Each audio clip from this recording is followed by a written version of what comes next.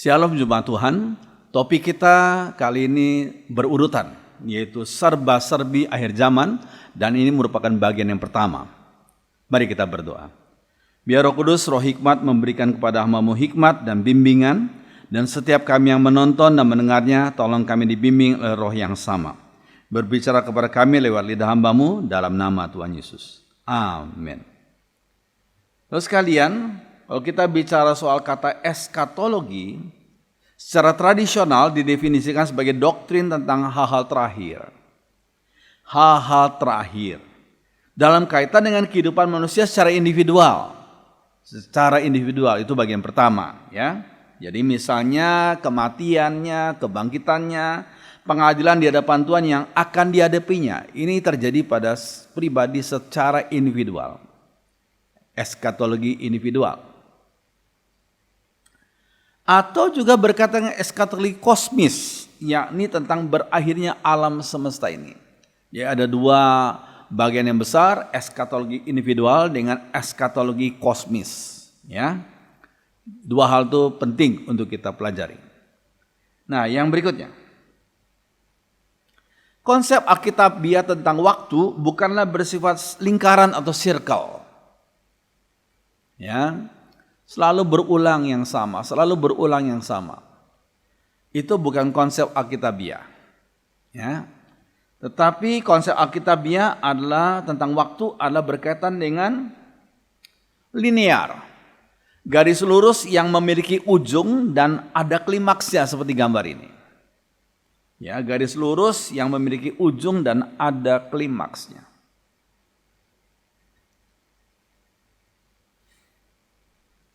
Orang yang percaya pada reinkarnasi menganggap waktu seperti lingkaran yang senantiasa berulang-ulang tanpa henti. Lahir, hidup, menjadi tua, mati, lahir lagi, dan seterusnya. Berapa banyak? Nggak ada orang yang tahu. Ya, berulang-ulang terus menerus. Lahir, hidupnya tua, mati, lahir lagi, dan seterusnya. Itu menganggap waktu seperti lingkaran. Sekarang ini yang namanya the wheel of reincarnation. Roda dari reinkarnasi seperti gini. Ya, lahir, hidup, menjadi tua, mati, lahir lagi, dan seterusnya. Berapa banyak kali nggak ngerti. Ya. Nah, Ibrani 9 ayat 27 adalah ayat yang menegasi akan reinkarnasi. Dan sama seperti manusia ditetapkan untuk mati hanya satu kali saja. Mati hanya satu kali saja. Sesudah itu dihakimi. Orang yang percaya reinkarnasi mati berkali-kali, lahir berkali-kali. Tapi Alkitab berkata manusia ditetapkan hanya mati satu kali saja, setelah itu dihakimi. Kekristenan menolak reinkarnasi, tapi kekristenan mengajarkan ada satu namanya pribadi yang berinkarnasi, yaitu pribadi Sang Firman Allah yang berinkarnasi menjadi manusia dalam diri Tuhan Yesus. Inkarnasi ada, inkarnasi Tuhan Yesus, tapi reinkarnasi tidak ada. Ya. Demikian pula dengan dunia ini, pada hari kiamat nanti, yakni pada waktu Tuhan Yesus datang yang kedua kali, sejarah dunia ini akan mencapai titik kulminasi atau puncaknya. Seperti garis lurus tadi ya, ada kulminasi, ada puncaknya. Oke. Nah, pertanyaannya mulai kapankah zaman akhir itu? Sebagian orang menganggap zaman akhir nanti atau zaman akhir sekarang. Sebenarnya mulai kapankah zaman akhir itu? Ibrani 1 ayat 1-2 menuliskan, setelah pada zaman dahulu Allah berulang kali dan dalam berbagai cara berbicara kepada nenek moyang kita dengan perantaraan nabi-nabi, maka pada zaman akhir ini Ia telah berbicara kepada kita dengan perantaraan anaknya. Dua kata yang saya kasih huruf merah, yaitu zaman akhir dan Allah berbicara kepada kita lewat perantaraan anaknya. Yang telah Ia tetapkan sebagai yang berhak menerima segala yang ada. Oleh Dia Allah telah menjadikan alam semesta. Oke. Di sini satu hal yang penting yang harus kita pahami. Zaman akhir sudah dimulai sejak inkarnasi Sang Firman menjadi manusia dalam Tuhan Yesus. Jadi kalau orang bertanya, nanti zaman akhir atau sekarang zaman akhir, sudah terlambat 2000 tahun. Zaman akhir sudah dimulai sejak inkarnasi, sejak Sang Firman menjadi manusia dalam diri Tuhan Yesus. Ibrani 1 ayat 1 dan 2 mengatakannya demikian. Zaman akhir ini akan sampai pada titik kulminasinya, puncaknya, yakni pada saat Kristus datang kembali ke bumi ini. Ini penting. Zaman akhir sudah dimulai 2000 tahun yang lalu waktu inkarnasi dan akan mencapai titik kulminasi puncaknya saat Kristus datang kembali ke bumi ini. Oke, nubuat dari Perjanjian Lama Yesaya 2 ayat 2 sampai 5 mengatakan demikian. Akan terjadi pada hari-hari yang terakhir. Gunung tempat rumah Tuhan akan berdiri tegak di hulu gunung-gunung dan menjulang tinggi di atas bukit-bukit. Segala bangsa akan berduyun-duyun ke sana dan banyak suku bangsa akan pergi serta berkata, mari kita naik ke gunung Tuhan, ke rumah Allah Yakub, agar ia mengajar kita tentang jalan-jalannya. Ia akan menjadi hakim antara bangsa-bangsa dan akan menjadi wasit bagi banyak suku bangsa. Itu Mika 4 ayat 1 sampai 5. Pertanyaannya, kapankah itu terjadi? Peristiwa apa itu? Dikatakan pada hari-hari terakhir. Di situ dikatakan, mari kita naik ke gunung Tuhan. Maksudnya apa itu? Terus kalian, kita harus pahami dalam konteks Perjanjian Lama, Bait Allah itu letaknya di Mount Zion, Bukit Sion. Ya, letaknya di bukit. Maka disebut sebagai gunung Sion juga. Sebenarnya Bukit Sion. Seperti gini, ya, tempat yang tinggi. Jadi Bait Allah didirikan di atas Mount Zion. Jadi kalau orang mau pergi beribadah kepada Yahweh, maka harus mendaki ke Mount Zion, naik ke Bukit Sion untuk beribadah di Bait Allah. Itu konteksnya demikian, latar belakangnya seperti itu, ya. Nah, nubuat tentang hari-hari terakhir ini di sini bukan menunjuk pada kedatangan Yesus yang kedua kali, tapi masa gereja Tuhan. Ya, yakni masa sejak Yesus naik ke surga sampai ia datang kembali. Masa gereja Tuhan. Masa sejak Yesus naik ke surga sampai beliau datang kembali. Berapa lama? Gak ngerti kita. Hanya Bapa yang tahu. Firman Tuhan kan mengatakan demikian. Hanya Bapa yang tahu kapan Yesus datang kedua kali.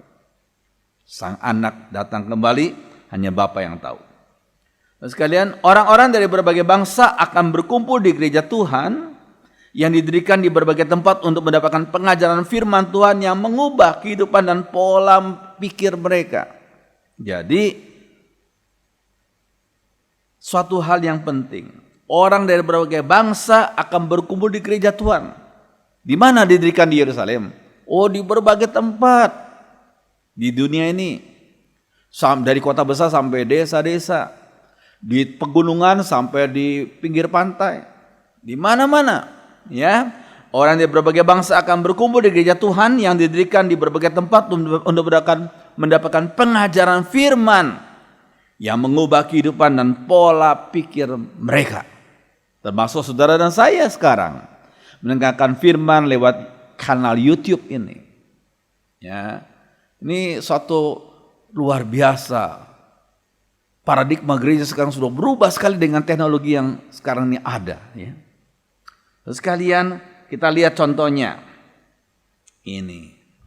Kita melihat gambar nih orang-orang Hindu percaya kepada Yesus dengan pakaian mereka yang khas.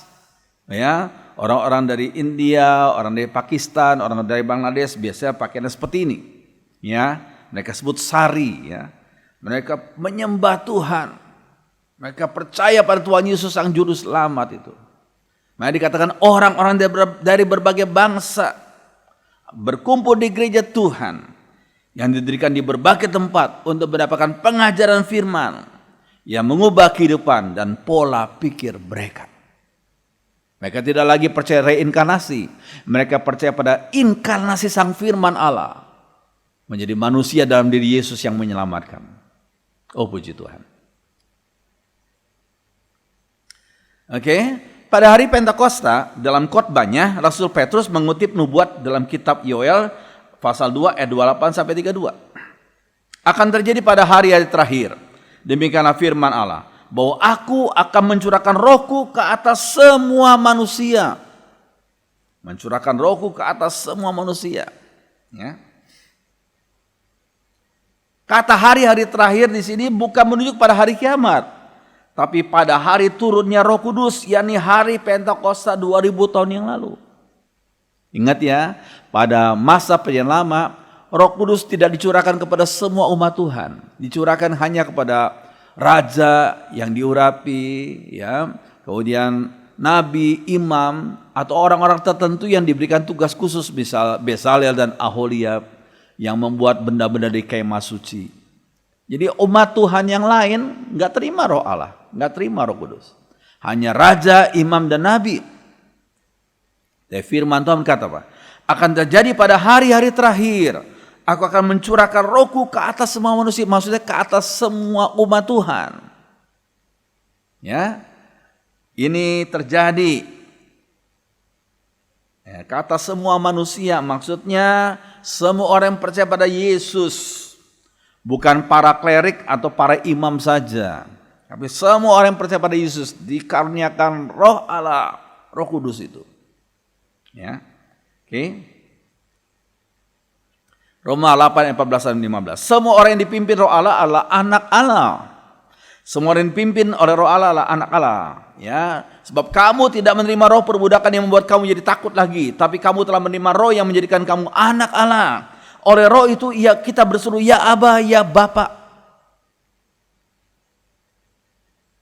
Kemudian Yohanes 1:12, tapi semua orang yang menerima Yesus, diberinya kuasa supaya menjadi anak-anak Allah, itu mereka yang percaya dalam namanya. Jadi Roh Allah dikaruniakan kepada semua orang yang percaya pada Yesus. Bukan hanya kaum klerik, bukan hanya imam, atau bukan hanya nabi, bukan hanya raja, tapi kepada semua orang yang percaya pada Yesus. Oh luar biasa. Jadi apa yang dikatakan dalam kitab Yoel yang dikutip oleh Rasul Petrus itu menunjuk pada hari Pentakosta 2000 tahun yang lalu. Ya. Oke. Nah sekarang kita akan membahas berkaitan dengan akhir zaman ini. Bagian pertama yang kita mau bahas adalah masalah Seol, Hades, Gehenna, pangkuan Abram dan Firdaus. Ya kita tidak bisa membahas secara panjang lebar, waktunya nggak cukup. Tapi saya hanya kutip supaya saudara bisa memahami. Ya singkat, tetapi saya harap ini semua jelas. Ya. Nah saudara sekalian, dalam bahasa Ibrani, kata alam maut yang disebut Seol digambarkan sebagai suatu tempat yang luas bernama underworld, di bawah bumi, yang pada masa perjanjian lama dipercaya sebagai tempat tinggal jiwa-jiwa orang yang sudah mati dalam kondisi tidak sadar. Seperti yang dikatakan oleh pemazmur. Dikatakan, karena tidak ada ingatan akan engkau dalam kematian, siapa yang akan bersyukur kepadamu di Seol? Diterjemahkan bahasa Indonesia di alam maut, tapi bahasa Ibrani-nya Seol. Ya. Oke, Raja Hizkia menggambarkannya dengan nada sendu. Sebab Seol atau alam maut, dunia orang mati, tidak dapat mengucap syukur kepadamu. Maut tidak dapat memuji-muji engkau. Orang-orang yang turun ke lubang kubur tidak dapat mengharapkan kebenaranmu. Ya, Yesaya 38 itu. Oke. Nah, sebagai umat Tuhan ternyata pemazmur yakin bahwa Tuhan tidak akan menyerahkan jiwanya di Seol. Mazmur 16 ayat 10. Ya, kita lihat. Sebab engkau tidak menyerahkan aku ke dunia orang mati atau Seol, dan tidak membiarkan orang kudusmu melihat kebinasaan. Ya ternyata umat Tuhan tidak diserahkan ke dunia orang mati, ke Seol itu. Ya. Allah akan melepaskan jiwanya dari cengkeraman Seol.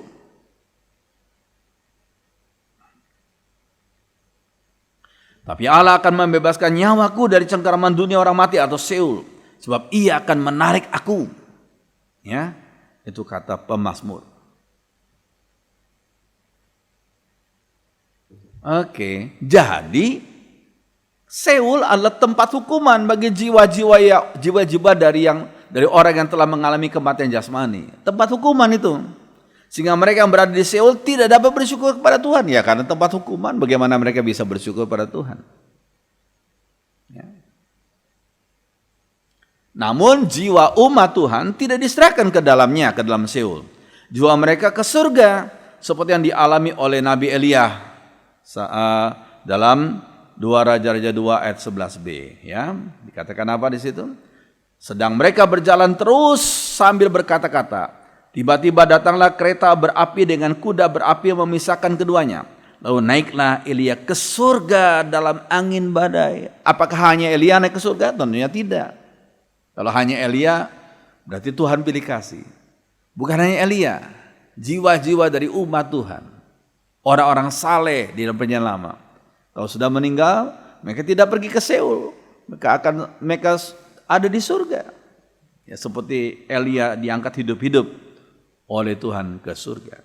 Ya, dalam 2 Raja-Raja 2 ayat 11b. Oke. Itu kata Seol. Oke. Nah, dalam perjanjian baru kata Hades dalam bahasa Yunani dipakai sebagai ganti Seol dalam bahasa Ibrani. Ya. Hades adalah tempat penghukuman bagi jiwa si kaya yang jahat itu. Tapi jiwa Lazarus dibawa ke pangkuan Abraham. Lukas 16 ayat 23. Di Interlinear Bible menerjemahkan kata Hades sebagai hell, neraka. Lukas 16 ayat 23. Orang kaya itu juga mati lalu dikubur. Dan sementara ia menderita sengsara di alam maut Hades, ia memandang ke atas dan dari jauh dilihatnya Abraham dan Lazarus duduk di pangkuannya. Di tempat tersebut jiwa si kaya sangat mengalami kesakitan dan kausan dalam nyala api. Itu disebutkan di situ. Hades sebagai tempat penghukuman. Ya. Tuhan Yesus memegang kunci-kunci maut dan Hades, katakan Wahyu 1:18. Maksudnya ia berkuasa atas maut dan Hades, sebab ia telah mati, bangkit kembali dan tidak mati lagi. Jadi yang memegang kunci maut bukan orang lain, hanya Yesus saja yang sudah mati dan bangkit dan tidak mati lagi. Ya. Pada hari penghakiman terakhir, maut dan Hades akan menyerahkan orang-orang mati yang ada di dalamnya untuk dihakimi oleh Tuhan Yesus. Ya. Kemudian maut dan Hades akan dilemparkan ke dalam lautan api. Wahyu 20 itu.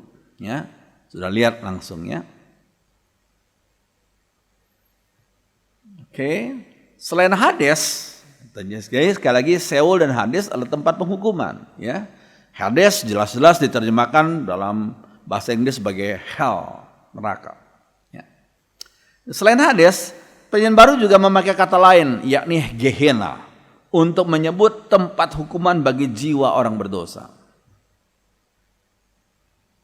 Dan jika tanganmu menyesatkan kau, penggalah, karena lebih baik engkau masuk ke dalam hidup dengan tangan kudung, daripada dengan utuh kedua tanganmu dibuang ke dalam neraka atau Gehenna, ke dalam api yang tidak terpadamkan. Markus 9 ayat 43. Dan lihat 47. Neraka, bahasa aslinya Gehenna. Tadi Hades juga disebut sebagai hell, neraka. Ya.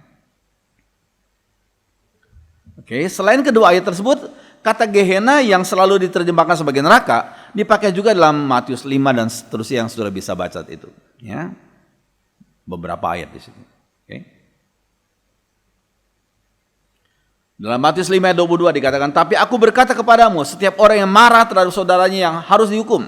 Siapa yang berkata kepada saudaranya kafir harus dihadapkan ke mahkamah agama, dan siapa yang berkata jahil harus diserahkan ke dalam neraka Gehenna yang menyala-nyala.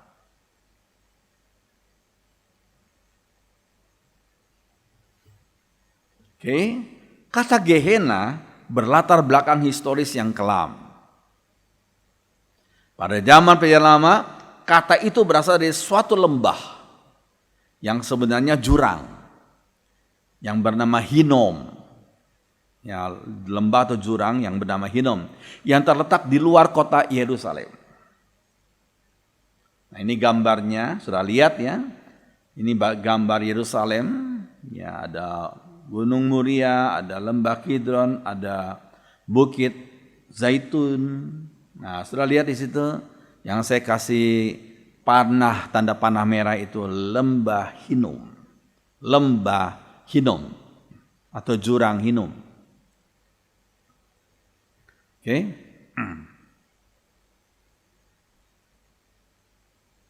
Nah, di lembah itu Raja Ahaz pernah menegakkan suatu ibadah untuk menyembah dewa Moloch dan mempersembahkan anak-anak kecil sebagai korban bakaran. Ini luar biasa kejamnya ya. Mereka menyembah dewa Moloch, tapi mereka membawa anak-anak kecil untuk dijadikan korban bakaran. Sudah lihat gambar ini? Ya, dewa Moloch.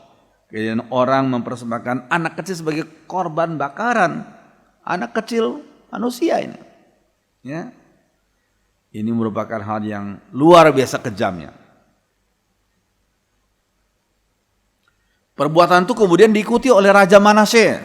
2 Tawarik 33 itu. Ya. Oleh karena itu, lembah Hinom itu menjadi tempat ibadah yang sangat jahat dan salah dari bangsa Israel dalam penyembahan kepada berhala. Ya, kepada dewa Moloch itu. Oke. Nah, pada masa reformasi agama, Raja Yosia menajiskan Tofet, yakni tempat penyembahan kepada dewa Moloch di lembah Hinom. Tempatnya sama. Sehingga tak ada lagi orang yang mempersembahkan anaknya sebagai korban bakaran untuk Moloch. Dihapuskan oleh Raja Yosia. Ya. Ada reformasi agama Yahudi waktu itu. Ya. Nah, sejak saat itu lembah ini dijadikan sebagai tempat pembuangan dan pembakaran sampah bagi masyarakat Yerusalem. Nggak boleh ada lagi penyembahan kepada dewa Moloch, ya dijadikan sebagai tempat pembakaran sampah saja. Dikatakan bahwa tempat itu ulatnya tidak akan mati dan apinya tidak akan padam. Markus 9 itu. Kemudian kata Gehenna dipakai sebagai simbol neraka. Tempat di mana orang-orang jahat dihukum dalam api. Ini sebagai simbol neraka. Oke. Nah, kesimpulan. Kata Seul, Hades dan Gehenna. Seul itu bahasa Ibrani, Hades Gehenna adalah bahasa Yunani. Menunjuk pada hal yang sama, pada tempat yang sama, yakni tempat penghukuman bagi jiwa-jiwa orang yang jahat. Itu kesimpulan yang pertama. Ya, secara singkat saya sudah menjelaskan. Semoga itu bisa saudara pahami. Ya. Ketiga kata tersebut bisa disebut sebagai neraka. Oke. Kata berikutnya yang kita mau pelajari adalah pangkuan Abraham. Lukas 16 ayat 23 yang lebih tepat diterjemahkan sebagai di dada, bosom of Abraham. Di dadanya Abraham. Apa ini maksudnya? Kalau dalam bahasa Indonesia disebut sebagai di pangkuan Abraham, tapi itu sebenarnya terjemahan yang kurang pas. Harusnya di dadanya Abraham. In the bosom of Abraham. Agar paham istilah ini, kita perlu tahu cara duduk orang Yahudi pada waktu itu saat makan malam. Saat makan malam mereka cara duduknya bagaimana sih? Ya. Dengan tidak pakai kursi, mereka biasa duduk di atas dipan sambil bersandar kepada meja yang terbuat dari kayu keras yang rendah. Mereka nggak pakai kursi ya pada waktu itu ya. Biasanya duduk di atas dipan sambil bersandar pada meja yang terbuat dari kayu keras yang rendah. Ya, pengaturan duduk mereka adalah berbentuk huruf U. Dan tuan rumah duduk di tengah, setiap orang bersandar di sisi kiri dengan siku kirinya, dan tangan kanan dipakai untuk mengambil makanan. Nah, seperti saya. Ya, bersandar di sisi kiri dengan siku kiri, ya, seperti saya gini ya. Dan tangan kanan dipakai untuk mengambil makanan. Gitu ya.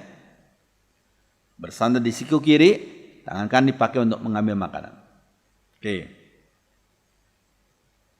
Dengan pengaturan duduk seperti itu, maka kepala setiap orang berada di dada temannya. Nah ini. Kepala setiap orang berada di dada temannya, ya. Oke, lihat kayak gini. Ya. Ya. Kepala setiap orang berada di dada temannya. Oke. Biasanya orang yang duduk di sebelah kanan dari sang tuan rumah, yakni yang berada di dadanya, adalah orang yang dikasihinya. Ya, yang sebelah kanan dia bersandar di dada saya. Itu berarti orang yang dikasih saya, yang saya kasih. Dia duduk sebelah kanan saya. Gitu ya. Bandingkan Yohanes 13:25, Rasul Yohanes bersandar di dada Tuhan Yesus. Yohanes 13:25. Ya. Oke. Jadi istilah di dada Abraham berarti adanya persekutuan yang erat dan istimewa antara Abraham dan Lazarus di perjamuan surgawi. Sementara jiwa si orang kaya itu sedang mengalami siksaan di neraka. Nah itu. Ya. Perlu diingat bahwa Abraham disebut sebagai bapa orang beriman, Roma 4 ayat 11. Sehingga semua orang yang beriman dalam penyelaman dan penyembahan baru disebut sebagai anak-anak Abraham. Galatia 3:7. Karena Abraham adalah bapa orang beriman. Oke. Nah, yang berikutnya adalah kata Firdaus. Kata Firdaus disebut sebagai 3 kali dalam Alkitab, yakni Lukas 23, 2 Korintus 12 dan Wahyu 2 ayat 7. Oke, asal usulnya dari bahasa Persia yang disebut walled garden. Itu suatu taman eksklusif milik raja Persia yang dikelilingi oleh tembok. Biasanya raja-raja Persia waktu itu kalau mau menjamu seorang tamu atau tamunya yang khusus, maka pada sore hari dia jamu tamunya itu di taman yang dikelilingi oleh tembok. Taman eksklusif. Hanya boleh dibuka bagi raja dan bagi tamu yang khusus. Itu namanya Firdaus, walled garden. Taman yang dikelilingi oleh tembok. Ya, ketika sore hari dia dengan sang raja bersama dengan tamunya keliling di taman itu sambil ngomong-ngomong dari hati ke hati. Jadi ada hubungan yang erat, yang akrab antara raja dengan tamunya itu. Ya, ketika seorang raja Persia ingin menyatakan penghormatan khusus bagi tamunya, maka sang baginda akan membawanya berjalan-jalan taman raja tersebut sambil berbincang-bincang secara intim dengan orang itu. Oke. Nah ini kira-kira seperti ini, ya. Kira-kira. Sebab saya klik Google, ya, saya sebut walled garden, yang munculnya seperti gini. Ya, kira-kira. Oke. Kemudian kata Firdaus ini diadopsi oleh umat Tuhan untuk menyatakan suatu taman surgawi yang indah di mana Allah bersekutu secara intim dan eksklusif dengan umat yang setia mengiring dan melayaninya. Itu kata Firdaus. Asal dari situ. Diadopsi dan diberikan pemahaman baru. Ya. Oke, kesimpulan. Pangkuan Abraham dan Firdaus sebenarnya menunjuk pada satu tempat yang sama, yakni surga. Tempat jiwa-jiwa umat Tuhan di mana mereka mengalami sukacita dan persekutuan yang indah dengan Allah. Jadi sekali lagi, ini satu pemahaman yang harus kita pahami, kita mengerti, ya. Sebut pangkuan Abraham, maksudnya di dadanya Abraham, ya. Persekutuan yang erat, ya. Abraham sebagai bapa orang beriman. Kemudian surga, Firdaus, pangkuan Abraham dan Firdaus mempunyai arti yang sama, itu menunjuk pada tempat yang sama, itu surga. Di mana umatnya bersekutu dengan Tuhan, Sang Pencipta dan Sang Penebus. Jadi tempatnya sama itu. Ya. Sedangkan Seul, Hades, ya, Gehenna itu menunjuk pada arti yang sama, yaitu tempat penghukuman atau neraka bagi jiwa-jiwa yang, bagi orang-orang yang belum percaya Tuhan. Ya. Oke, itulah bagian pertama dari pembahasan kita. Kiranya menjadi berkat dan memberikan pemahaman yang baru bagi kita. Mari kita berdoa. Bapa Surgawi, terima kasih kami boleh diberi kesempatan untuk belajar firman Tuhan. Biarlah sebagai pembahasan yang pertama dari akhir zaman ini, kami bisa dibimbing dalam kebenaran firman, diarahkan, sehingga kami mempunyai pengertian yang benar berkaitan dengan akhir zaman. Terima kasih, terima kasih. Dengarkan doa kami dalam nama Tuhan Yesus. Haleluya. Amin. Sampai jumpa dalam pembahasan kita yang berikutnya tentang akhir zaman pula.